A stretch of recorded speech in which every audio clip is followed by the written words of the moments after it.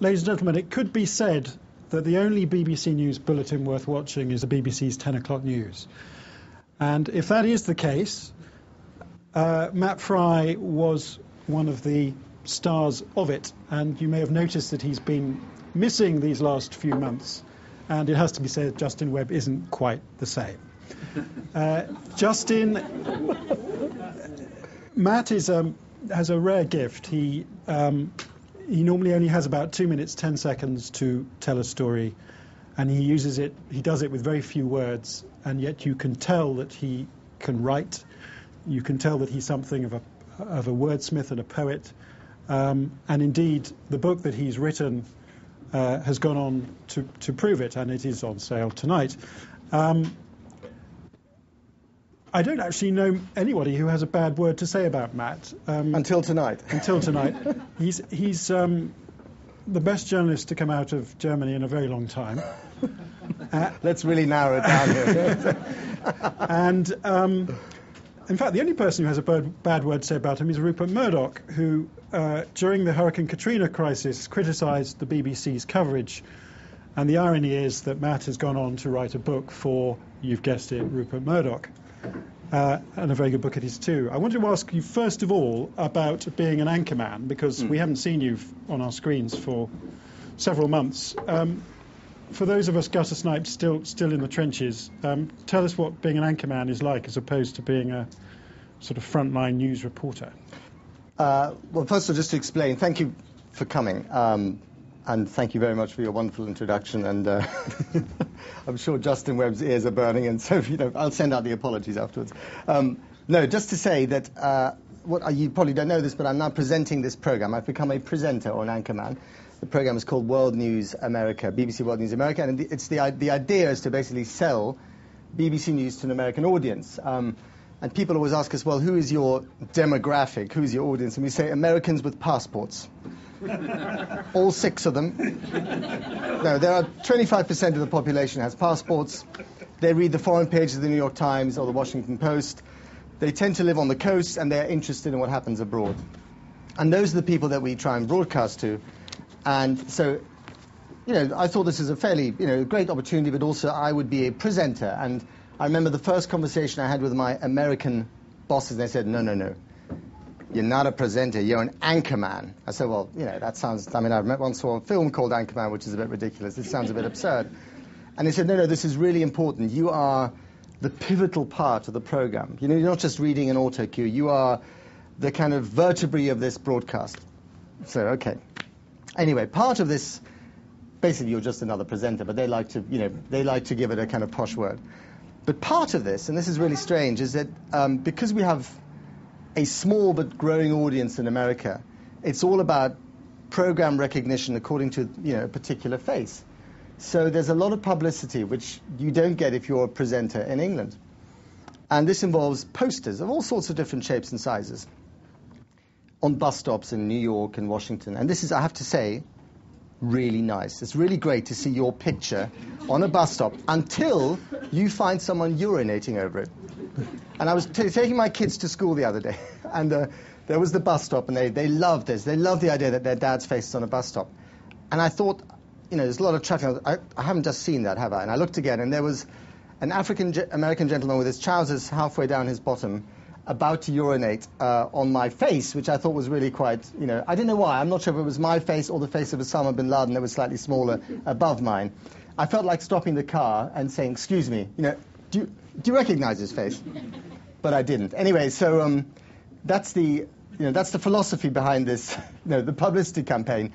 And I asked the woman in New York who's in charge of it, I said, well, how's it going? She said, oh, well, we're getting a lot of interaction. I said, well, what does that mean? Well, people are beginning to deface the poster in Grand Central Station, which is apparently a good sign. She said the publicity is getting viral, and apparently this is a good thing. So I'm a viral anchorman. And you've written a book which sums up really your last 5-6 years in Washington. An extraordinary time to be reporting post 9/11. You arrived about a year after 9/11, I think I'm right in saying. And I think the way you describe America is a deeply pissed off country, which would prefer Did to... you actually use that word? You did, actually, twice. Right, okay. Which would prefer to be loved than feared, but has gone around scaring everybody anyway. I mean, it's been a very odd place. You talk about it as a sort of wounded nation which has lashed out. And yet you've written a book. Well, what's striking about the book is it's very funny. And it's almost as if commentators and journalists have stopped being funny about America since 9/11, either because they were appalled by the event or they were appalled by George Bush and Abu Ghraib and all the other things that have happened. How did you manage to write a book that was funny about America at a pretty dark, what most Americans would say would be been a pretty dark period in its history? By showing a complete lack of judgment, I think, is the only answer. No, I think there are lots of sides to America, but there is constantly, I think this happens not just in America, but it happens to anyone who's based somewhere as a foreign correspondent, or indeed as a domestic journalist. You're covering the White House and its policy, and you're also living in the place. You send your kids to school. I mean, one of my children was born there. We have a mortgage. Although we turn up at the airport and we feel like queuing up with all the Americans because one of our daughters is American. We tried this ruse once. She's, very small, and we kind of queued up behind her. And then they said, no, you're with all the others. And I said, but I pay taxes. He said, no, sir, you're a non-resident alien. And I said, I'm resident. I pay taxes. One of them is an American, and I'm certainly not an alien. So, but you have these experiences which are constantly interwoven. Your personal everyday experiences in America. You make your American friends. You travel around the country. I mean, you were based there as well. You have this. You know what I'm talking about. And at the same time, you're asked to comment on policy from the White House or the State Department. You're asked to actually judge the administration. However much we kind of shy away from that, that's really effectively what a correspondent in Washington is asked to do. And there are some pretty hefty issues there, as we all know, whether it's, the so-called war on terror, Iraq, Guantanamo Bay, Abu Ghraib. And on that front, there hasn't been an awful lot of good news. However, I would say that the Bush administration in its second term has been largely licking its wounds and is basically behaving like the Clinton administration did before it. I mean, it's no longer, we'll do it alone if we want to, and together with the others if we absolutely have to. They're trying to reach out diplomatically. Can I follow on from that? But they're not successfully because no one actually believes them. What I was going to ask you, following on from what you said about Bush, what has George Bush achieved in his second term? Because maybe it's a big failure of reporters here, but we don't hear anything about George Bush anymore. All we hear about is Barack Obama and Hillary Clinton and so on. Has he achieved anything? Surprising, nothing. I can't think of a single thing, but let me just think. He tried immigration policy, that didn't work. He tried Social Security reform, that didn't work. He thinks Iraq is a huge achievement, but let's wait for another 10 years to see whether that turns out to be true. I guess you could say, oddly enough, that, getting the North Koreans to negotiate with the Americans and the Chinese, sitting around a table with them, is sort of an achievement, although I'm sure not one that he would want to take to his grave. And there's considerable pressure within the White House for that. As well. Exactly. I mean, there are lots of divisions within the White House over the kind of policies that he has been forced to adopt more recently. But all the things that George Bush set out to do in his second term, and we covered that election in 2004 when he not only was he re-elected, unlike his father, but the Republicans increased the majority in Congress, and the Republican Party looked as if it was going to run Washington. And within about 6 months, it all fell apart. And it just shows you that the political system in America is so fragmented, it's so fractious, and actually it's not designed for one party to run the show. And, I mean, Americans look at the British system and think, blimey, even Gordon Brown, he's lucky. He's got a majority. He can do more or less what he likes. Well, he can't, as we found out. But Tony Blair more or less could. So the combination of charm and the parliamentary majority allows you to do stuff in this country which an American president can only dream of. So they get the planes and the whizzy helicopters and the Secret Service and all that stuff. They have all the trappings of power.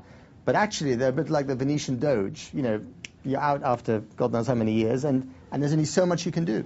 Well, let me just give everybody a slight taste of the theme, which I think emerges from your book. You say, Uncle Sam, fearful, vulnerable, and pissed off.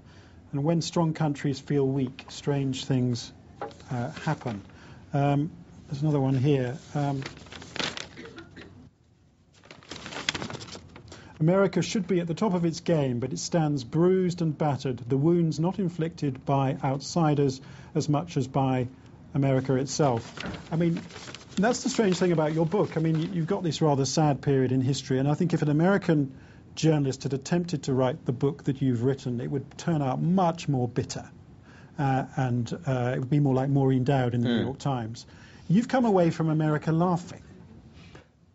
Yes, I think, maybe laughing's a bit strong, but I think there is, I mean, it's so important, I think, in order to live in a place and not go insane, but also, I think, in order to report from it well, to not just see it through the prism of, the serious stuff, the policy, the broad historical themes. You've got to also see the human, engaging side of America, which is enormous. I mean, it's an incredibly engaging place to work in as a journalist. You can't but find it funny. And I'm not talking about laughing at them. You're laughing with them. Tell us about your wife, Penny, and the duct tape and the torches and the sheeting. Oh, yes. This is, first year after we arrived. This was Washington a year after 9/11, when people still remembered exactly what happened. And the government, the administration, was throwing out these alerts constantly. We were either in a state of yellow alert or orange alert. The red alert is the highest one, which is when you get the next terrorist attack. And people were taking this stuff seriously. And on the cable channels, these alert colors would flash up on the screen. And one day, a report came out, which is, I think, leaked by Homeland Security, the department that looks after America's security, saying, we think there might be some sort of terrorist attack involving chemicals, and you better prepare to fix your house up with duct tape, so gaffer tape and plastic sheeting. And we thought, this is ridiculous. I mean, what exactly are they talking about? So I rang up Penny, my wife, and I said, it's just absurd, all this stuff about it. Have you heard this? And she said, I'm really busy. Don't bother me. I said, well, where are you? So I'm at the hardware shop buying duct tape and plastic sheeting. And it's running out, People housewives were fighting over duct tape and plastic sheeting. And then we went along to look at this scene. And Penny was already packing the bags downstairs in the basement just in case we had to flee to West Virginia. And I remember we interviewed this couple and we said, well, what are you going to do? He said, well, we're going to do the cellar and the basement. And then we all tried to remember, hang on, do chemicals rise or do they fall? And if it's a biological attack, does it mean where do you want to be in the house? The administration had left no directives about exactly what you would do if this sort of thing happened. And in fact, the one conclusion that everyone reached is if you kind of tape up your house with sheeting, you will suffocate in 3 hours' time. So 2 days after this directive, they basically got rid of it and say, well, I'm sorry, we made a mistake. And that's when the kind of creep, the rot started to set in. People were slowly no longer trusting the administration to look after them at a time when the administration was saying there's only one agency that can look after you post 9/11, and it's us. And we'll get on to Katrina later, maybe. But Katrina was the hurricane that destroyed, drowned New Orleans, was the breaking point of the Bush administration, because the Republicans lost, or rather the electorate lost faith in the Republicans, not on grounds of ideology, where there's very little disagreement, surprisingly little disagreement, but on grounds of competence. And Republican administrations are supposed to be competent, and in this particular case they weren't. Since you mentioned Hurricane Katrina, what you say about it is that the Iraq War turned out to be the death of the presidency by 1,000 cuts. Katrina was the body blow that accelerated can't read my own writing, the bleeding, I think. And you also say there was a battle between fact and fiction on the ground in Hurricane Katrina. I think you make the point that there were something like 60,000 troops deployed. So, half as many as now currently in Iraq, to an American city where there were only 10,000 people left, and many of them were elderly and incapable of leaving under their own steam. I mean, it was you were there, and probably quite a few people in the audience. It was an amazing thing to see. We'd actually been on summer holiday, and it was clear that this was a really big story. So the Freis flew back to Washington. I left my family in Washington and went down to Baton Rouge, which is the closest city to New Orleans, and we drove into New Orleans. And I remember driving with this chap called Don, who was a driver with a very large neck and no hair. He was an ex-Marine. And we got to the top of the Huey Long Bridge, which is a very rickety old bridge in New Orleans, and it was raining. And he suddenly stopped the car, which is not a great thing to do under the circumstances because, there were National Guardsmen who didn't want us to drive into New Orleans. And he was shaking. I said, Don, you're not supposed to shake. You're an ex-Marine. What's going on? He said, I've never crossed this bridge before because I have serious vertigo. Anyway, so then we drive into New Orleans and we come across all these National Guardsmen who are very nervous. And, nervous American teenagers with guns is not a great thing to come across in this situation. And they were perfectly friendly, but they were nervous. And they said, you can't go into town. It's far too dangerous. You'll be shot at. There's looting going on everywhere. And we drove along a little bit and we turned a corner. And suddenly, in front of us, and again, it's one of those experiences you have a lot in America. You think you're in the film that you've always seen. It suddenly happened. You're in that movie. There are two SWAT teams converging in front of our car. Guys pointing guns, all very nervous. Not pointing guns at us, but pointing guns at something in our vicinity. And there were clearly some looters in the buildings on either side. And Don starts to fiddle in his trousers. He's playing pocket billiards in the middle of this very... And I again, I'm slightly surprised by Don at this stage. I said, Don, what are you doing? He said, I'm looking for my piece. And the piece, of course, was his gun. So he pulls out a Magnum. And I thought, this is really going to end up very, very nasty, because you don't wave this kind of stuff in front of, SWAT teams. And he wasn't worried about them. He was thinking that the looters would get his car. And then he used a racial expletive and said, no, beep is going to get my car. And anyway, it was a slightly scary moment. But what it did show you, and it kind of set the theme for the week, there was an awful lot of distrust between black and white, between the different agencies of government, between the federal government, the state government, the city government.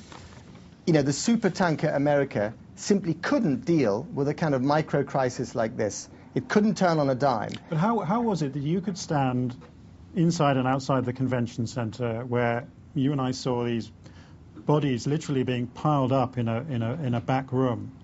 You and I could go in there, and yet the full might of the United States of America, within the United States of America, could not go in there and get those people out. Procedure, Jonathan, procedure. It's all about procedure. You've got to have... I remember there was a particular scene at that convention center where, there were thousands of people who had been stranded there for weeks, for days. And oddly enough, the only part of that convention center, which the previous week had hosted a kind of congress on liposuction or whatever, it was just, a big medical congress, and now it was the fifth circle of hell.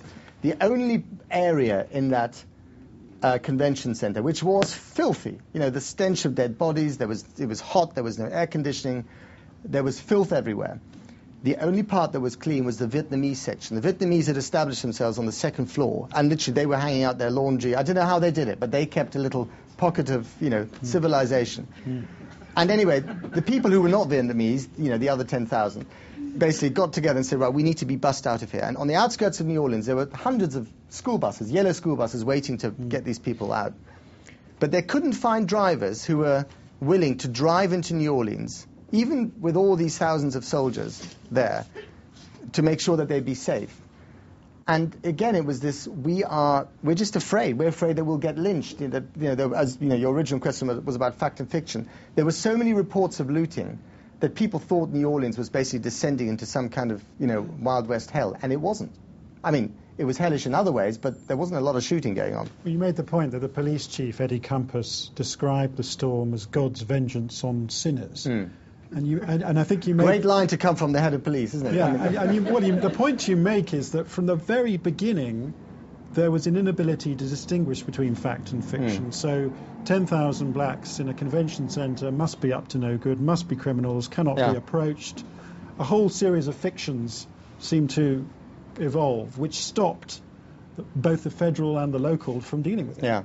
No, absolutely. And, of course, the ultimate fiction was when George Bush then turned up, and with the head of disaster relief, a man called Michael Brown, who was disastrous in his disaster relief, whose qualification for the job was that he had run Arabian racehorses in Kentucky, So, but he was a friend of W's, and he was given this job. And at that stage, it was completely obvious that the disaster relief had been disastrous. And Bush stood next to him, put his arm around him and said, Mike, you're doing a heck of a job, one hell of a job. And that became one of those Bush quotes that will have come back to haunt him. And that summed up, really, his sort of complete dislocation from reality, combined with a picture of him on Air Force One looking out of the window, flying over a flooded New Orleans a day after it happened, when he should have been on the ground. And again, I mean, lots of leaders have made that mistake, and, you know, Clinton made those mistakes all the time.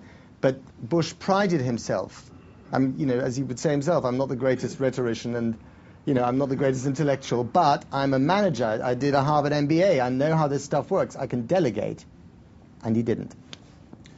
You've interviewed him earlier this year. Do you like him? Yeah, I do actually, yeah. I mean, I would happily spend a weekend with George Bush because he's good company. And it's just, he's charming. I mean, it's just quite extraordinary. You know the feeling. You see that man every day on television. You know, you listen to him all the time. You know his speeches. I was once at a White House Christmas party where you have a kind of 10-second in-depth conversation. This was after the 2004 election. You know, you go through, you think the security line at Heathrow is bad, you should see that one. You know, endlessly, you're checked and double-checked, and finally you get to see the president. And I said to him, I've been dreaming about you, Mr. President. And immediately, the Secret Service was like, okay, we got a weirdo, 6 o'clock. The red dots start appearing on your forehead. Yeah, okay, take him out now, he's dangerous, you know. But he kind of knew this was leading somewhere, so he didn't kind of, the First Lady, who was completely immobile, and I'm sure was actually made of wax on that night, kind of just, you could see there was something twitched in her right cheek. Anyway, so she thought, this is strange. He immediately kind of smiled and said, yeah, what's that then? I said, well, I've been following you on a campaign trail, and I can't get that bloody speech out of my head. It's same stuff over and over again. Anyway, so he has a sense of humor, and he has that rather engaging way of, which a lot of American politicians do, of enveloping you in their space with touch.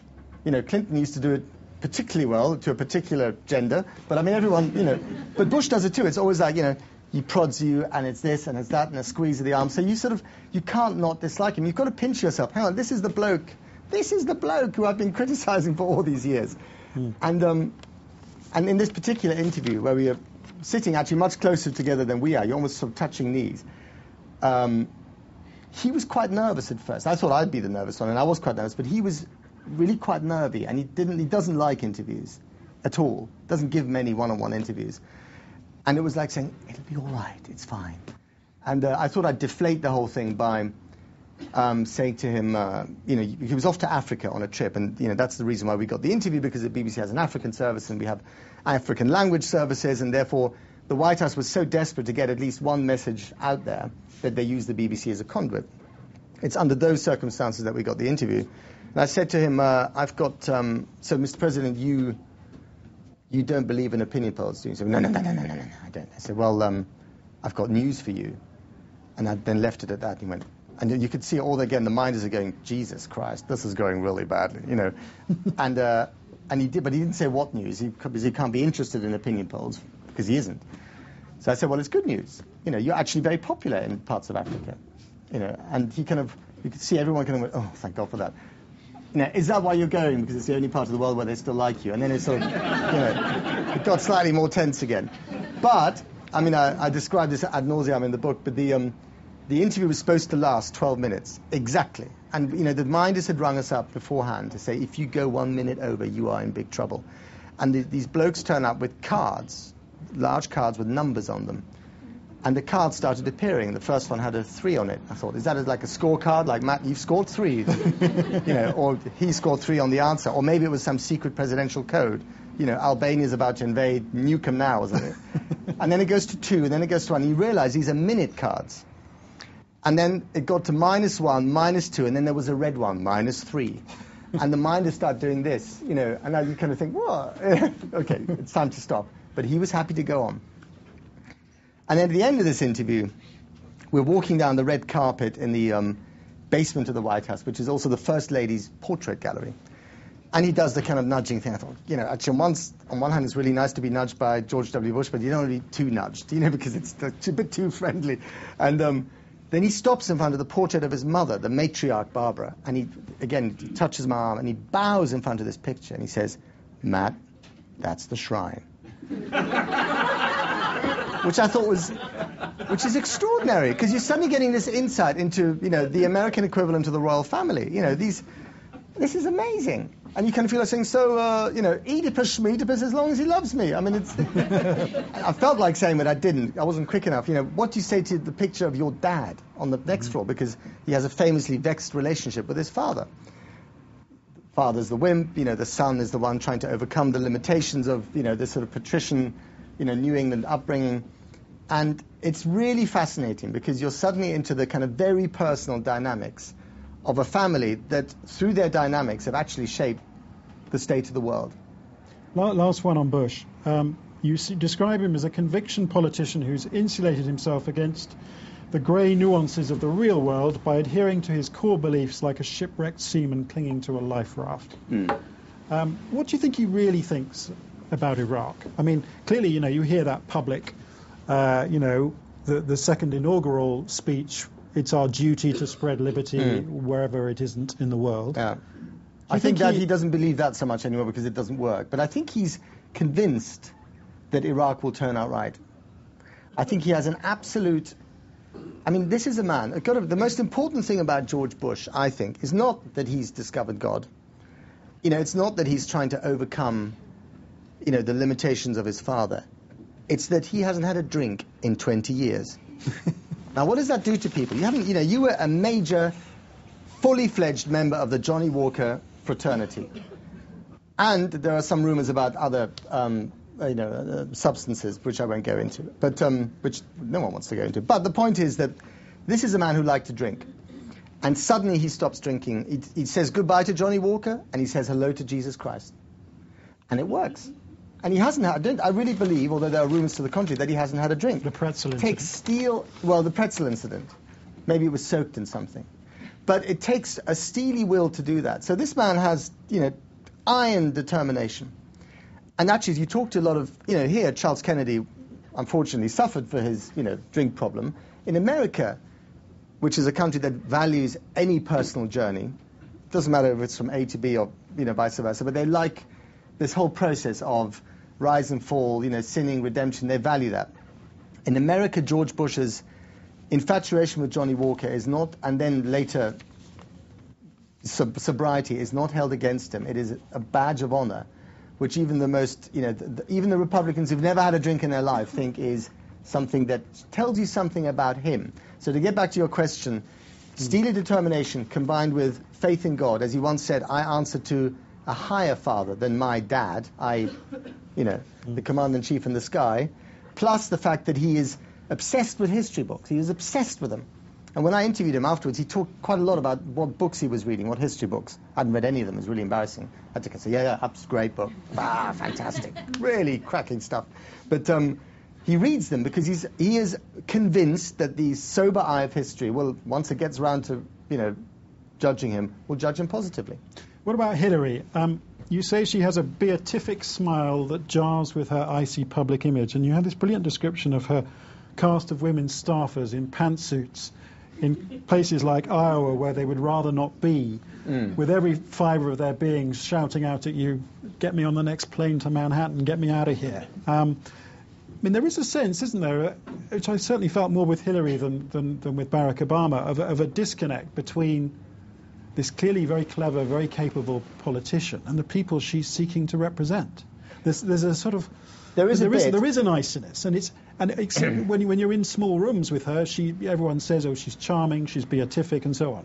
Well, I have to say, that line is slightly unfair to her, because since that line was written, Hillary has upped her candidacy game enormously.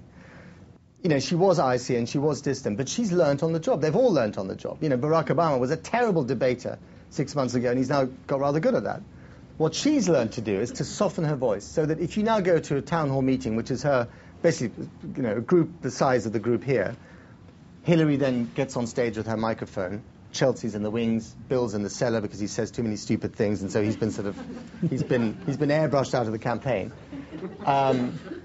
And Hillary then gets up and she talks as if she's reciting a bedtime story without actually putting you to sleep. It's all very sotto voce, and she really kind of gets under the skin, and it's amazing to watch her. I mean, the shrill, edgy woman has become really quite brilliant at campaigning. But the problem is she did it too late, and she hasn't got enough money to carry on with the message. And only now, ironically, and we can talk about this later, is she finding her voice as a campaigner. And, last night she won Kentucky by 31 points. That's really bad news for Obama, but not bad news enough to get him out of, for her to win the race. So the Democratic Party is in a hell of a pickle at the moment about what to do about this. What about Barack Obama? I mean, this sort of strange cross between a very smart greyhound and a sort of Bambi-like fawn whose legs might just collapse under him. I mean, the issue with him has always been staying power, the toughest political race that there is anywhere. Hillary's been through it twice before with Bill. Has he got the legs to go all the way? Oh, yeah, no, definitely. I mean, he's really toughened up. I just want to tell you one brief anecdote I have to get off my chest before we move on to Barack. I mean, all these, both, actually, he and Hillary are completely surrounded by their cordon sanitaire of bodyguards. And Barack got protection at the time that she got it, and she got it because she's a former First Lady, and he got it because they think that someone might want to bump him off. And actually, a lot of people believe that is a real danger. And if you look at recent American history, Martin Luther King, Bobby Kennedy, it's not totally unreasonable. Anyway, as a result, they are both completely surrounded by their security men and women. And I was in New Hampshire at the beginning of the year, and the Hillary people had lost Iowa. So they were now suddenly beginning to be quite nice to the press. And I managed to get through this cordon of human wardrobes, otherwise known as the Secret Service agents, or with earpieces coming out of their ears. And I found myself standing right next to Hillary Clinton. I mean, she was, that's Hillary and this is me. So I said, well, this is my chance to get my exclusive one-on-one. So I said, Senator Clinton, are you confident tonight? And she didn't react at all. She was talking to a voter. Nothing, not like, excuse me, later. There was nothing there. So I said again, Hillary Clinton, Senator Clinton, are you confident tonight? No reaction. So I thought, I'll try it a third time. Senator Clinton, are you confident of winning tonight? Still no reaction. And then it suddenly occurred to me, I've died. I must be dead. I'm having one of those out-of-body experiences that you read about. You're on the operating table looking down, because there's no way that you could have the steely determination to not respond to a human being standing right next to you asking that question. Now, she's got that. I mean, they are unbelievably disciplined. Barack Obama is exactly the same, although he treats it with a certain degree of charm, slightly more than she does. I asked him something like that when I got through the cordon, and his response was, you can't talk to me, Matt, but you may walk with me. Thank you, Jesus. Whereas contrast this, a friend of mine was on Gordon Brown's plane coming to Washington the other day. He shall remain nameless, and he said, the really annoying thing is, Matt, I interviewed Gordon Brown on Monday, and I've got to interview him again on Friday. I can't think of what to ask him. And quite frankly, he came to the back of the plane twice, and we were trying to watch a movie. So, Prime Minister, I know that there's some very important issues to talk about. We might coming back in 24 minutes and 35 seconds.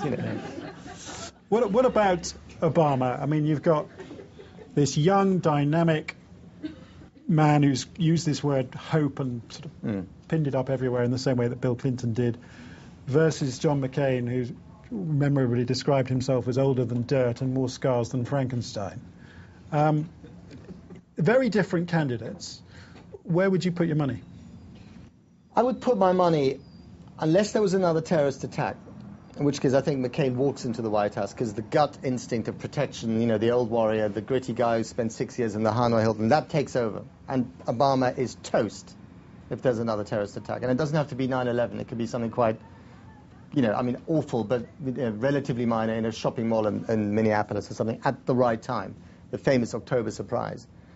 But I think the reason why he will get into the White House and why he should get into the White House, despite all the troubles of the campaign recently, is that there is a tectonic shift against the Republican Party at the moment. So much so that, for instance, in the last month alone, they have lost 3, they call them special elections, by-elections, in, I think, Mississippi, Alabama, and Louisiana. These seats have been Republican for the last 3 decades, and they've gone to the Democrats, albeit with a slim margin.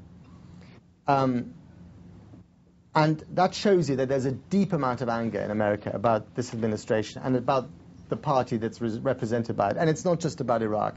It's mainly now about the economy. But there's also a problem for Barack Obama, as we've seen in these election results recently. He does no, I mean, the guy who started off seducing white voters, rich and poor, mainly richer, more educated ones, but white voters across the board in Iowa and New Hampshire, has lost a lot of those voters.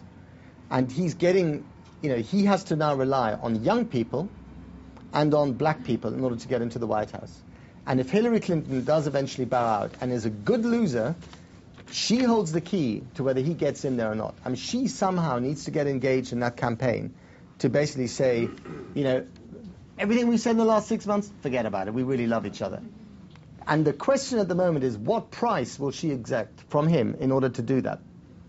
Now, I mean, a lot of people are talking about her becoming, the candidate for the vice presidency, which may be brilliant in terms of, if you play a sort of demographic board game, we need white men, and we've got black women, and we need a bit of this and a bit of that. Let's put it all together, and we've got the whole lot. But it also opens up a line of attack for the Republicans, where they can say, hang on a minute, you call yourself the great uniter. You've just been in a huge, tussle with that woman for the last 6 months, and you want to run the country together? Or like that interview that Diana gave to Martin Bashir. She said, this marriage is very crowded. But can you imagine what the White House would look like with Hillary Clinton? Oh, there's Bill, by the way. Oh, yeah, Bill. He's come along as well. He's in the cabinet meeting. Don't worry, he's just taking notes. He's not doing much. I mean, you can't do it. Your book ends quite strangely with sort of evidence of you having turned rather American yourself, because you say, this election is about the soul of the nation, about what it means to be American. And I thought they'd finally got to you. But do you really believe that? I mean, I do, actually. Do you think it's a big one? I do. I think it's a big one. And I think almost every election in America is big, and this is particularly big. But the reason why American elections are such fun to cover is that they're not just electing the chief executive. They're not even just electing the commander-in-chief. They're electing, or they think they're electing, the successors to the founding fathers, the people, the custodians of the idea, of the dream, of the American dream. I mean, if a British politician stands up and talks about the British dream, what would your reaction be? I mean, the German politician stands up and talks about the German dream. Oy vey, All right, so Americans talk about the dream, and no one gets embarrassed by that language, because ultimately it's about the idea, and that's both slightly tawdry, a bit cheesy for us foreigners, but they believe it fundamentally. And because it's about the soul of the nation, and especially this year, where is America heading? Is it an imperial democracy, a democratic empire? Is it actually just a democracy that's gone slightly off the rails? Do we want to be loved by people? Do we want to be respected by people? And the country's divided along those lines, almost 50-50. I mean, there are a lot of people who think, well, actually, screw the love part, we just want respect. But then there are lots of other people who say, well, actually, it would be much nicer when we could go to Paris and actually afford to have lunch in the first place. And people actually didn't mind serving us lunch either. So I think America is designed to create is a very large nation that is designed to create a feel-good factor, both for itself and the rest of the world. And that factor's gone slightly AWOL recently. And you say you get the impression from having met George Bush that he can't wait to leave the White House and get back to his ranch. Well, what do you base that on? Because I think there were one or two things that he said when we talked about the campaign. I asked him about the campaign. I said, surely your daughters, they're young, one of them just got married, but they're young. I said, they're going to vote for Obama, aren't they? I mean, they're not going to vote for a 71-year-old bloke. And he I'm not sure whether it was a proper George Bush wink or a half wink, because the winks come in different shapes and sizes. He kind of said, they're Republicans, Matt, and they're going to stay that way. So now that was probably a yes. I'm being very liberal with my interpretation of it. But what he said about the campaign, what he said about the kind of hassles of governing, which I think he does feel, even though he's got conviction on his side, I think makes him feel, well, you know what, I'm quite looking forward to just going off and, cutting my bush and doing whatever he does on his ranch. And also, he knows he can't stay on anyway. I mean, it's over, quite frankly. And then you let history do the rest. Whereas with Clinton, I mean, he had to be dragged out of the White House. He really did. And did a very funny leaving video, which was played at the last White House Correspondents' Dinner, which had him making sandwiches for Hillary, and hoovering the White House and kind of throwing darts at, pictures, and while she was going off in the big stretchy limo to work. Matt, it's been a pleasure talking to you. Our time is up. We wanted to leave time for questions. not least because this event was billed as being a US election special, and we wanted to make sure that if you had any questions about that, you could. So I open the floor. Does anyone have any questions? Goodness gracious. What do you think Hillary should do? I mean, Vice President, she's not going to be Vice President. She's kind of a very nice job in the Senate. Well, she's got a nice job in the Senate. The trouble is, if you went to the restaurant thinking you were going to have lobster thermidor and you end up with a fried egg, you're going to be slightly disappointed. And at the moment, I mean, the job that she would be really, really good at, and a lot of people have suggested this to her, but I'm sure not her husband, because he would end up sleeping on the couch for the next 2 decades, would be Senate Majority Leader, which is a really important job where you're basically in charge of making sure that whatever policy comes out of the White House actually ends up becoming legislation in Congress. So she'd be really good at that. And she's been very good at working what they call across the aisle. So, Hillary Clinton, that secular siren, started going to prayer breakfasts every Wednesday morning with Republicans, people who are at the other extreme of where she is, as soon as she got to the Senate. And she knows a lot of these people, and she likes a lot of these people, and they actually really like her. And they're now happy to admit so, although they weren't a few years ago. So that would be a good job. But it's a kind of, you could either be president or Senate Majority Leader. Hey, Vice President would be great if it worked, because she would have a real shot at becoming the president. Vice Presidents, but this one apart, because he's too old, he's had too many heart attacks, and also he's too unpopular, but they have a good shot at getting elected. But again, I get back to my earlier point, him and her in the White House together, it's virtually impossible. What she might do, and this is a likely scenario, but again, it doesn't give you a lot of prime time, is to make sure that one of her people gets that job. And that, I think, is almost a given. So Senator Evan Bayh from Indiana, or Ted Strickland, who's the governor of Ohio, these are all good, solid people who appeal to white, blue-collar workers, which is the demographic they need to seduce or reseduce. That is possible, but none of that is stuff for the history books, quite frankly. And we had Suzanne Goldenberg sitting where you are a few months ago, and she said it was unthinkable that America would go for the first black man and the first woman on the same ticket. It was just too...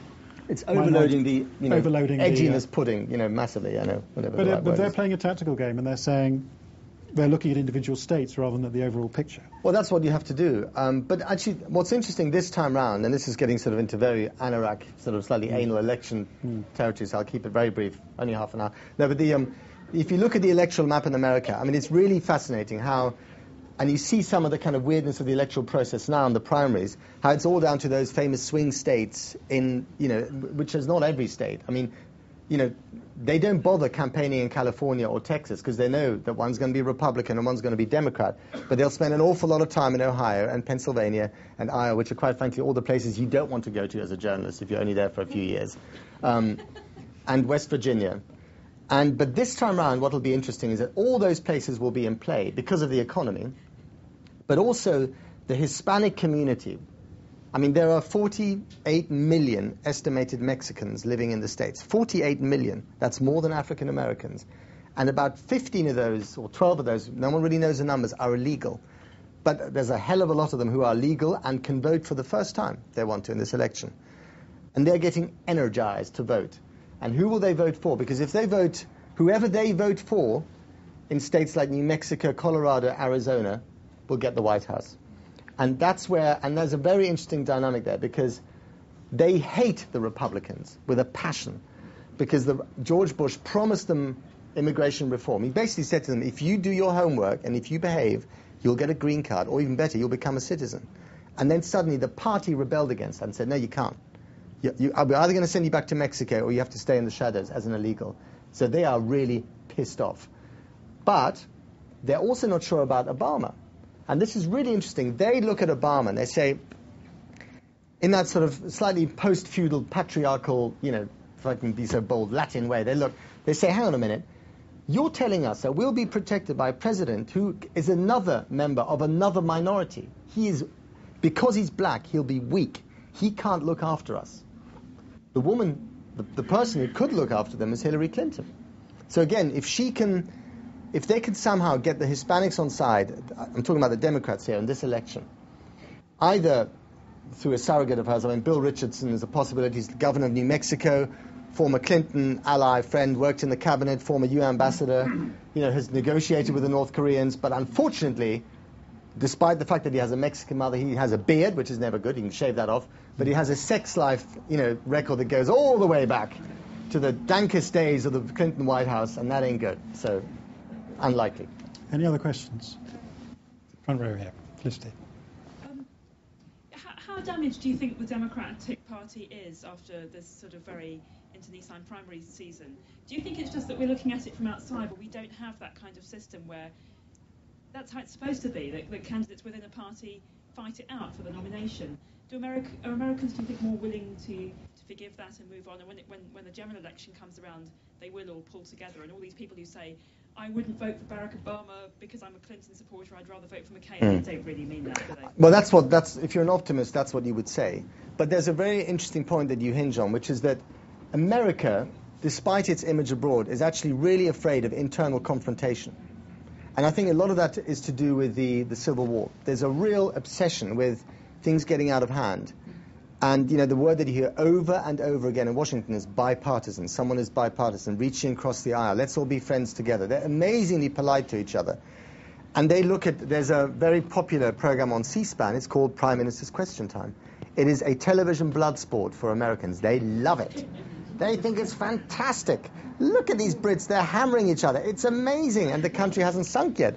You never get that in the Senate, ever. I mean, the most raucous debate in Congress is like the late night session in the House of Lords when they're discussing, what to do with hamster wheels or something.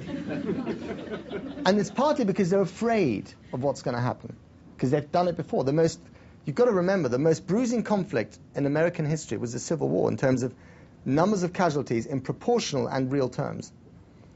And it went on for a hell of a long time, and it was nasty business. So I think that's lodged in their psyche as a nightmare scenario. And Americans talk about, it's so bitchy and so divided and we hate each other, but actually compared to this country, it's fine, Yes. Apologies for my voice. Thank you for your talk. I have a couple of questions. I hope that's okay. First of all, I would be interested if you could tell us a little bit more of your sense of, because one of the things I noticed while watching the primary campaigns is the enthusiasm and the passion that the Obama campaign in particular generated amongst young people and amongst people that might have never really participated in the electoral process before. And I think that's something very new and unique he has brought to that campaign. So if you could give us your sense of that a little bit more. And then secondly, to what degree do you really think that Obama will change U.S. foreign policy if he becomes president, of course, beyond, let's say, the standard rhetoric that we hear? Is he really going to engage more with international institutions, with, say, the UN, or is he going to sign up human rights treaties, etc.? And then just thirdly, what do you think the prospects are? I'm very interested in this. What do you think the prospects are of John Edwards becoming vice president? Because they look like an ideal Good question. ticket. Okay, well, let me just start with the first thing. Young people, foreign policy, John Edwards. Answers are yes, yes, no.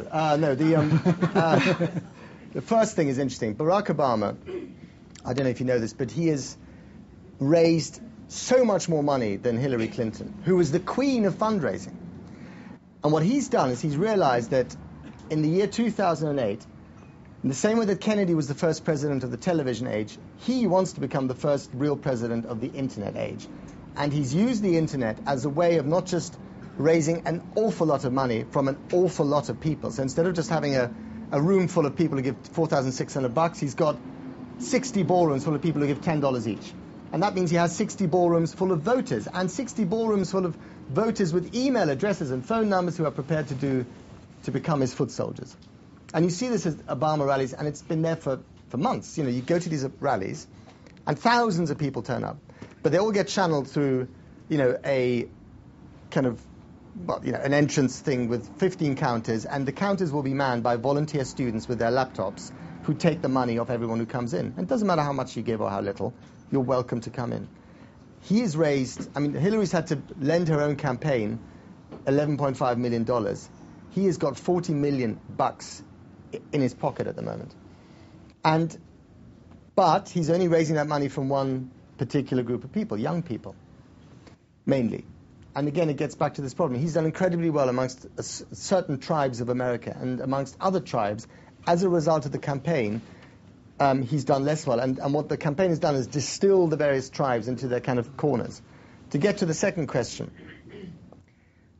I think in many ways, whoever becomes president, in actual policy terms, diplomatic engagement, talking to North Korea, talking to the Iranians, the difference may not be that great. I think Barack Obama says he'll talk to possibly Hamas, possibly Hezbollah, maybe the Iranians. I think there's a greater willingness for him to engage diplomatically. I don't think Hillary Clinton would have done that. She's probably more in line with John McCain. But there are certain limitations to what they can do. He talks about withdrawing troops from Iraq. I talked to the Iraqi ambassador in Washington a couple of months ago, who assured me that both Hillary and Obama, having met him, said, we'll keep 60,000 there. Now, 60,000 isn't that many. That's twice as much as they have in South Korea at the moment.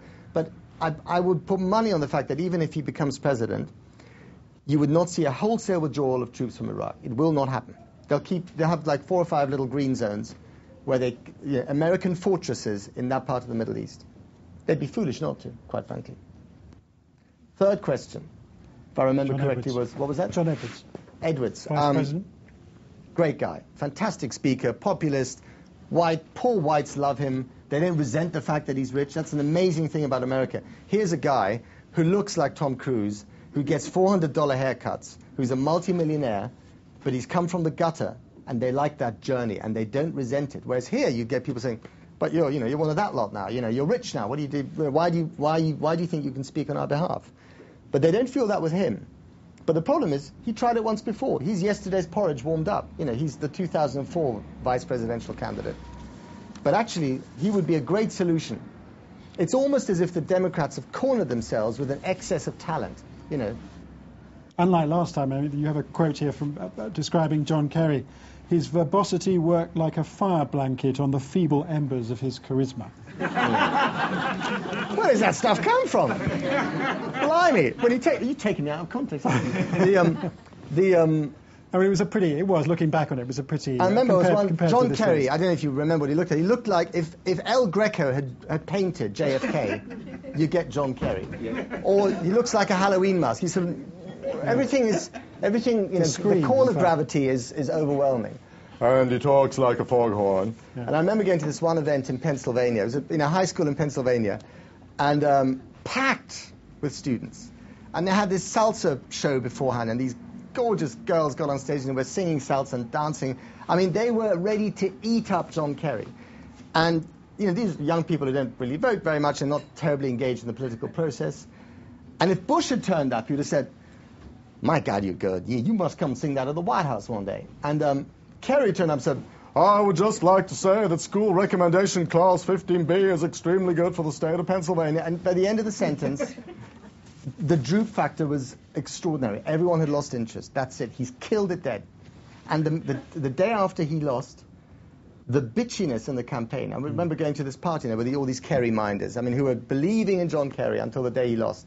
They were so vicious about him. Because he didn't like us, he didn't engage with anyone, apart from his wife. And what the Republicans said was true. He would flip-flop. He could not make his mind up. Yeah. He had one telephone conversation and then he countermanded on the next one. Yeah, it was a disastrous campaign. But even though it was a disastrous campaign, if 125,000 voters in Clare County, Ohio, had decided that he was their guy and not Bush, he would be president. And the joke was at the time that The Guardian, don't know if anyone's here from The Guardian had decided, in its wisdom, to launch a letter campaign to the voters of Clare County, Ohio, to appeal to them to vote against George W. Bush and John Kerry. And everyone who got one of these letters said, screw you, England. Who the fuck do you think you are? We're going to vote for for George Bush.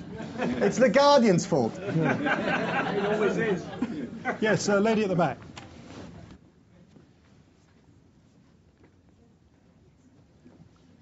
Keep with tradition, I have 2 questions. Firstly, sorry to go off topic, but as a former Italy correspondent, what did you think of the re-election of Berlusconi? And secondly, what did you think of the Spike Lee film When the Levees Broke, if you've seen it? I've seen it, yeah. Well, Berlusconi is an amazing guy, because Berlusconi is what I think every politician dreams of being Berlusconi. If you're honest about it. You get Gordon Brown, you wake him up in the middle of the night, and you slap him around the face, and what do you really want to be? He said, Silvio Berlusconi. Because here's a guy, he has everything. This is the equivalent, he owns Man United, he owns The Times, The Telegraph, and The Guardian. He has, BBC, he controls, when he's Prime Minister, BBC. but he also owns ITN and Channel 4. He's got a rather nice wife. He has a huge house. He's got lots of big houses, but he has a massive house on the outskirts of Milan where he is already prepared, and this is some time ago, and he's showing no signs of mortality. He has prepared his burial place, which is a pyramid, I kid you not. And in that pyramid is a sarcophagus, which he will lie in one day, modeled precisely on the sarcophagus in which Napoleon resides in the Dôme des Invalides in Paris. Wow. You tell me how a man wants to be buried, and I'll tell you what kind of man he is. So I'm sure Gordon Brown wants to be buried in the pyramid as well. So you welcome the re-election of Silvio Berlusconi? I mean, from a journalistic, purely entertainment value, fantastic. I mean, he's a guy who shreds the Italian political system with the help of a bit of corruption and the end of the Cold War, and founds a political party called Go For It Italy, Forza Italia. Go for it Britain party. I mean, can you imagine? It takes balls to do that. And he's a disastrous prime minister in many ways. I mean, totally disastrous. But hey, every country, I guess, deserves whoever they elect. So there you go. And from the sublime to the ridiculous, or the other way around, when the levees broke, Spike Lee's film, were you in it? Did I see? Yes, I was. Actually, this is great. Spike Lee used more BBC footage and more pieces that we did. I mean, a lot of BBC correspondents are all in there. Then American networks, and the networks were furious because they actually thought they did a really good job, and they did do a really good job. They rediscovered their journalistic spine on that story, having been sort of slightly cowed by the whole Iraq business. You know, they were very critical. And Spike Lee used a lot of the BBC footage, and that was, to answer your question, that was very gratifying. And it was a good film. I mean, it was a good film. It was long, but you know, I mean, it was probably more for people who'd been there than for a general audience. Yeah. But it was one of those sort of, you know, it was a really weird time, that Katrina business. And if I was to go to New Orleans now, the lower ninth, you know, where the barge crashed through the levee, half a mile of houses flattened, would it look very different? I was there the other day, and the lower ninth, which is the poorest part of New Orleans, it was the kind of bottom of the bathtub when it filled up. And it was amazing. Until recently, they've just cleaned it up now, partially. But until recently, there were still limousines hanging out of trees, you know, and there was a trawler parked, you know, across, I can't remember the name, there, Jefferson Road or something. I mean, this was 3 miles from the sea, and there was a ruddy, great big fishing trawler parked across the road. And I covered the tsunami as well. In the tsunami, they started recycling stuff within, you know, days of this thing happening. They buried the dead, you know, they burnt the corpses they couldn't identify, they started clearing up. And in the kind of third world, you get this recycling culture where stuff just gets processed very quickly, because if there's a limo hanging out of the tree in Sri Lanka, someone's going to be driving it next week. But hey, there were legal issues. Whose limo is it? You know, who owns that great big ruddy white limo? It was a stretch limo hanging out of a tree. I mean, and it was there for a year and a half afterwards. It's gone now. It's a new BBC bureau car in Washington.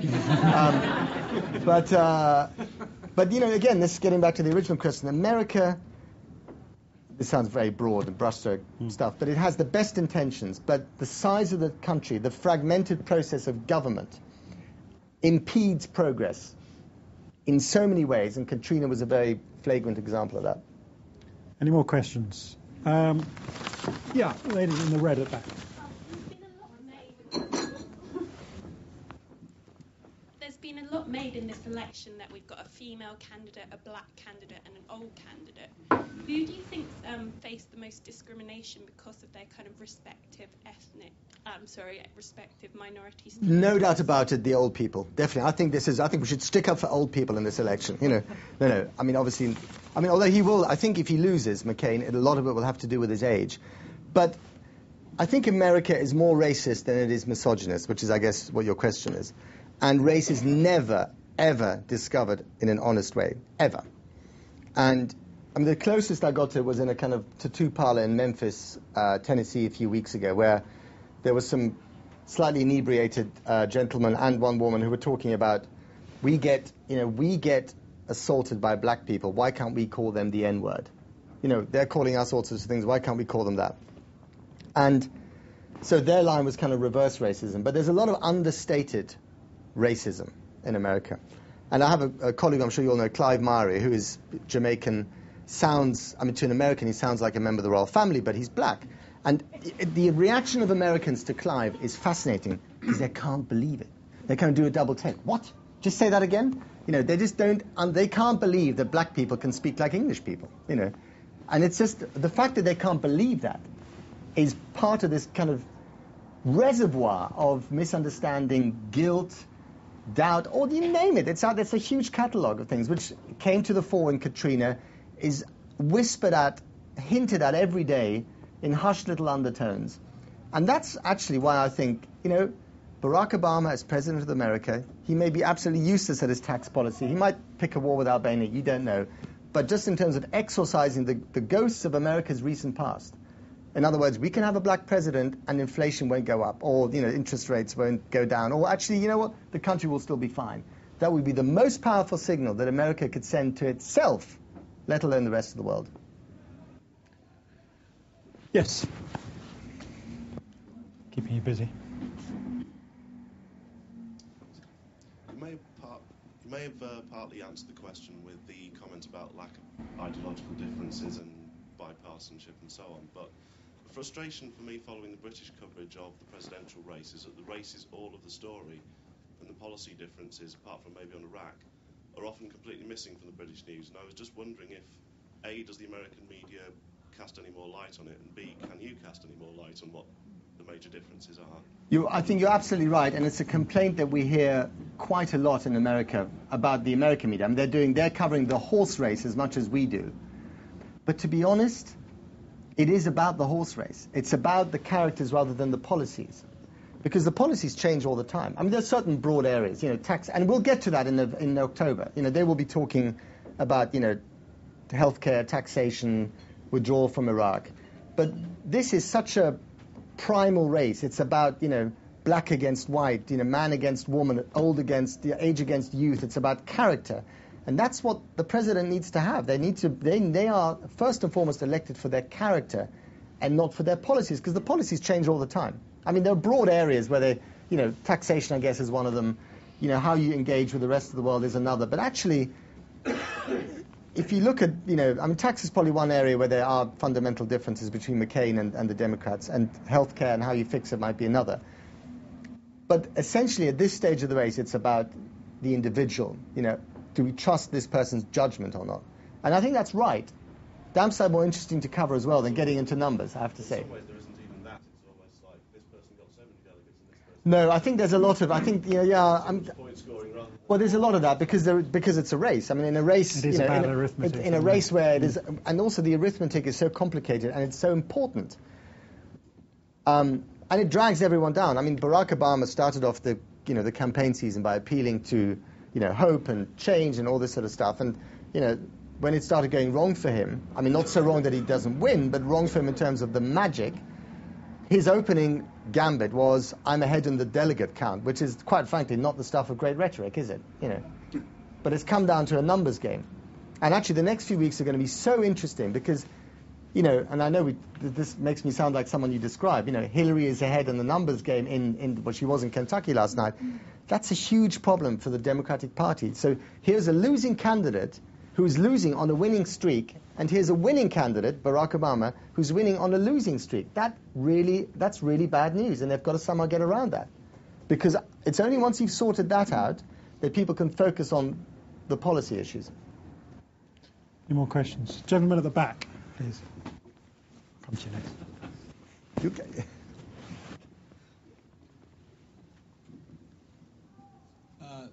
Matt, can you, in a concise way, with these three candidates, give us the pluses and minuses in your view? Oh, God. All right. In terms of policy or character or... Character. Character. No, not character. Just what do they bring to the table? Okay. Hillary brings to the table her gender, which I think is very important in terms of sending a signal to the rest of the country and to the rest of the world.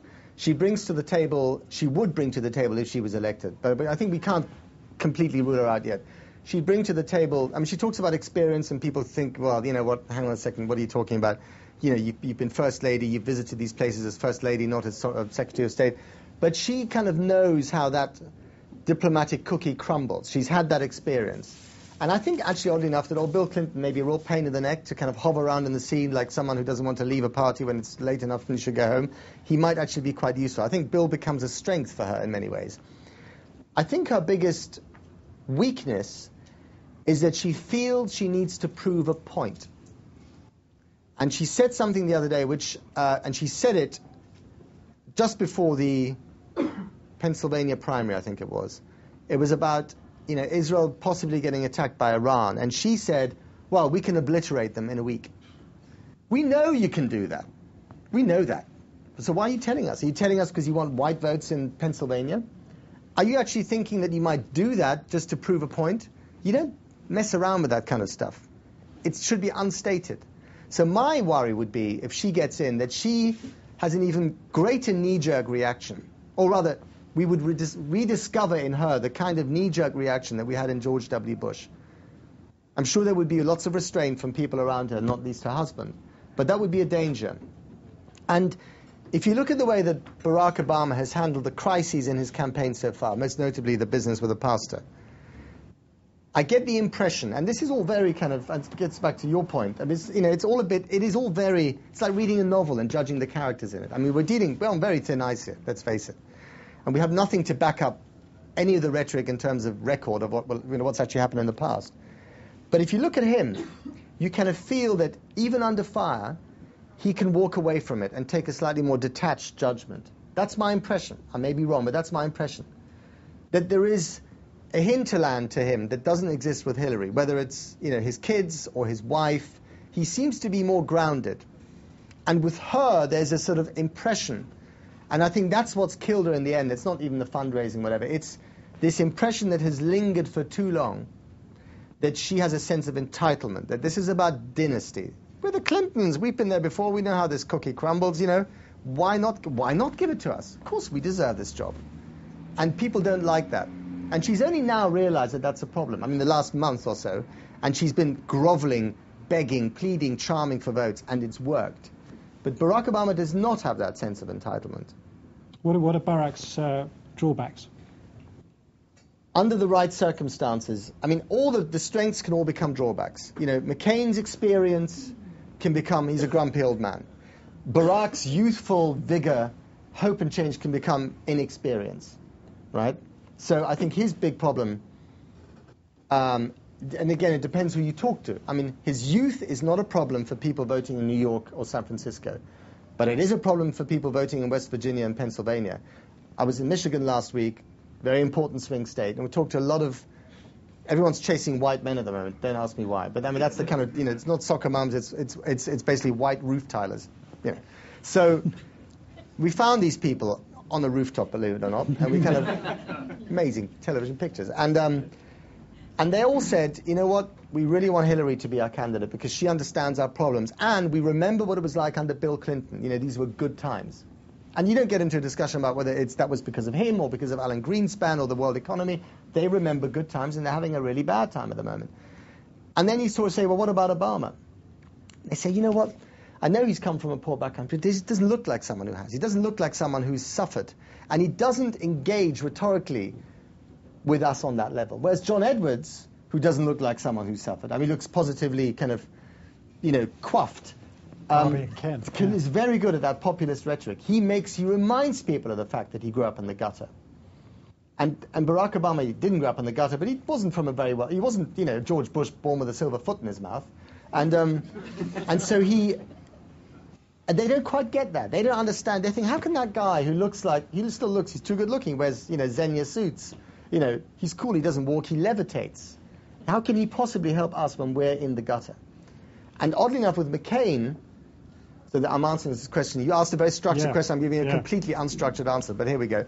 McCain, the fact that he spent 6 years in the Hanoi Hilton in solitary confinement, being tortured, which of course is a huge bonus when it comes to the so-called war on terror, also seems to be working with one or two people when it comes to, can he fix the economy? He's been around. He knows what it's like to suffer. It's that character question, But I actually, and I would never say this in front of an American audience, they would pounce. I'd say, you know what? Being in isolation, in solitary confinement, tearing the wings off flies, writing your name on a wall endlessly, reciting the name of your favorite baseball team, the players, every single day for 6 years, is that a recipe for becoming the designated driver of the world's most important nation? Maybe it's not. Maybe it actually makes you a little bit crazy, because McCain has this famous temper. and which people have. But there's lots of evidence of that. He loses his temper, and maybe that's to do with it. But if you said to an American audience, you know what, being in solitary for 6 years with the Viet Cong is not actually such a great story, they'd kill you. But isn't McCain a bit of a throwback to this war on terror? There's a sense almost that the drug of defending yourself, lashing out, is almost wearing off. That 2001 was quite a long time ago. McCain is cut from that same sort of cloth. I think you're absolutely right, and that's why I said earlier, if there's another terrorist attack, that folk memory of 9/11 kicks in very fast, and then you stick with the warrior. The gut. I mean, if you wanted to divide America at the moment in a really simplistic way, and this is the mineral water talking, America can either vote with its gut, in which case McCain gets it, or you can vote with a combination of heart and head. You vote for Obama because you indulge yourself. Let's try this one out. Let's dream a little here. That's what it is essentially. You're not dreaming much when you're voting for John McCain. You're going for reassurance. It's the gut vote. If you're voting for him, you're voting for something else. Gentleman in the front has been waiting to ask a question. And now for a microphone. Yeah. Thanks. Given that the primary process has been a painful one for the Democrats, which we might think actually is a fair contest, but from what you said, they feel it painful. Will the men in suits, well, first of all, actually, are they worried about the process and therefore feel bad about it? And will the men in suits in the party actually want to change it? It's funny, I asked the governor of Pennsylvania the other day on my program, and I said, what about the men in suits, like the 1922 committee in this country? What about the leaders of your party? When will they step in to say this is enough is enough? And he said, and which leaders were you thinking of there, Matt? There is no one. I mean, no one is going to tell Hillary Clinton to bow out of the race or Barack Obama to quieten down. There is no party structure as there is here. There is no accepted group of men or women who have that power, and that's part of the problem. It's basically there's only one person who can tell Hillary Clinton to bow out, and that person knows the consequences of incurring his wife's wrath and will not do it. And in fact, I talked to a friend of Hillary's the other day, and I said, well, who's going to spread the message?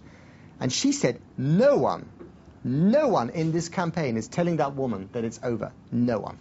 And that least of all are they telling him that it's over, because he's even more passionate about it than she is. He's even less rational about it than she's become. So that's, so the thing about, you come across this again and again, the structure of party politics, and actually the general kind of electoral landscape is very fluid in America, and it's very ill-defined. And it's like the kind of the primaries process. I mean, what they should really do is say, right, everyone goes to the polls on one particular day, we count the votes, here's the line, if you're above it, you're in, if you're below it, you're out. But no, it goes on and on and on, and then what about Puerto Rico? Hey, Guam suddenly comes into play, and it's partly because of the dynamics of this race, where you have two amazing candidates. Brilliant, both of them in their own way. But actually, concluding that answer, I think whether it's, him or her or McCain,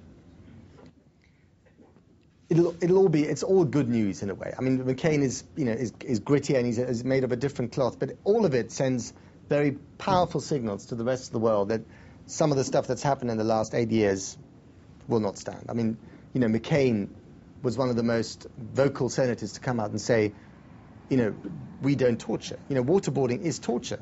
It's not a stress position. It's torture. Get rid of it. And the fact that America, the fact that that was news, America doesn't do torture, the fact that it had to be news in itself was depressing. But, I mean, they're all on that particular page. More questions. This lady here. Yeah. You've awakened my latent paranoia now. You don't think... That's my job. Yeah. I mean, you don't think the Bush administration let a tiny insignificant terrorist act slipped under the net, do you, just to win the election for McCain? Well, I mean, what? No, I don't think so. Well, Osama bin Laden interfered in the last campaign. Well, he did. All it takes, actually, you don't need a terrorist. I mean, if the last election's anything to go by, all you need is a campaign video from Bora Bora. I'm Osama bin Laden and I endorse this message. And he said brilliantly, I don't know if you remember, he said, well, I don't care if you vote for, John Kerry, or you could vote for George W. Bush. It's up to you. I mean, it's a democratic country after all. But the mere sight of this bloke, in his kind of white turban or whatever he was wearing at the time, and was his long Halloween. beard. It was like a sort of Halloween figure, a yellow cloak, a fantastic, resplendent yellow silk cloak. And they're getting better at their studio backdrops now at Al-Qaeda Broadcasting. I don't know, they've got these amazing whizzy lights and real graphics. Maybe it's all taking place in Atlanta somewhere, really. But but I think so. I don't think you need to do that. Although, American there's a sort of reasonable side, and then there's what actually has happened in American history. And the trouble is that if you kind of look back at certain events, and especially what we were talking about earlier, threats against Obama's life. This is something that a lot of people take very seriously, including the people around him. There's a sense, isn't there, that America's fed up with being scared to the polls. And if there is some sort of attack, maybe that'll change. But the consequences of being scared and all the things that have gone wrong. I think 9/11 was such a powerful experience, and it was felt more, oddly enough, in Kansas or Iowa than it was in New York. I remember my brother was living in New York at the time, and he actually had a flat right next to Ground Zero, and luckily he wasn't there that day. And the flat was trashed. It was a sort of, there was a skylight or something, and it all caved in, and it was horrible.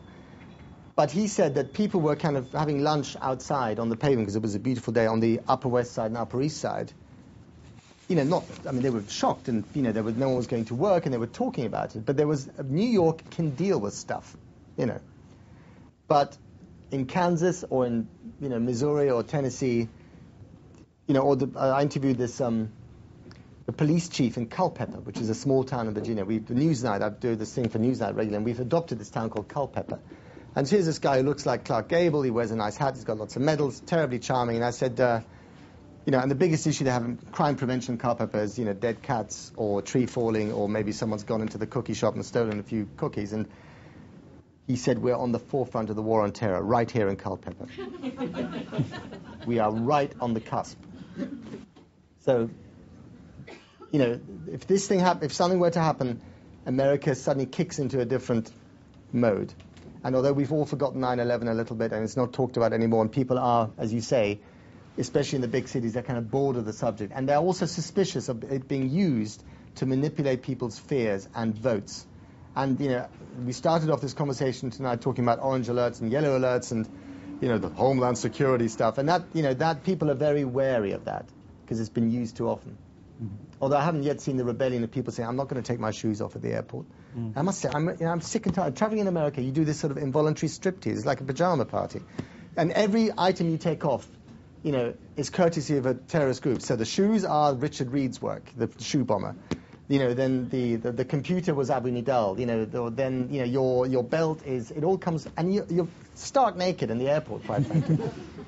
I've run through New York Airport trying to get my shuttle to Washington, clutching shoes, ties, belts, holding up my trousers as I'm running towards the plane, and they let you on. You see, if you had run to a plane in the past, pre-9/11, that's one thing that's changed. If you'd run for a British Airways flight or a United flight in Washington, looking as if you're shedding your clothes in a moment of ecstasy, they wouldn't have let you on the plane. But now that's okay. Any more questions? Yes, this gentleman here. Interested in whether you've read Alistair Cook's book during the Second World War, travelling across America, because the comment you made there was very resonant. As he travelled across America, he found small towns everywhere where men and women were organising the shutouts so that bombers couldn't get near. Quite often, even on the East Coast, for fear of Japanese bombers, they'd have to fly further than even most American planes today can fly to get there. He also commented a lot on how individuals all across America felt they were part of the war effort, they were part of something greater. And I wonder if in the war on terror that there's something of the same thing. Even though people, the war on terror is nowhere near them, it's not particularly a threat right at this moment for so many people. There is a love in the American nation of coming together, of representing the country, of feeling they're on one side. And that somehow that's something that the government has tapped into, and indeed that more cynically political parties continue to tap into that. I think it happens not just on that level, it happens on the most mundane level. America likes to organize itself in terms of neighborhoods. There's a big civic culture in America. When we moved, we bought a house in Washington, we moved in, and literally on day 2, rival pecan pies appear from different neighbors. We are then, there's, the block captain of the street is a woman called Barbara. who wears starched jeans and walks a very large dog. And she's moved now because she got divorced, she had to sell the house, but she was in charge of the block. Emails went out from her saying, we expect all the Freis for the Memorial Day rubbish pickup, trash pickup, And there's an email today on my BlackBerry saying that, the neighborhood committees got very excited because a children's bike has been stolen. We are 200 yards from the Israeli embassy. The Homeland Security Ministry is down the road. There are more cops in our street than there are, in the whole of London probably.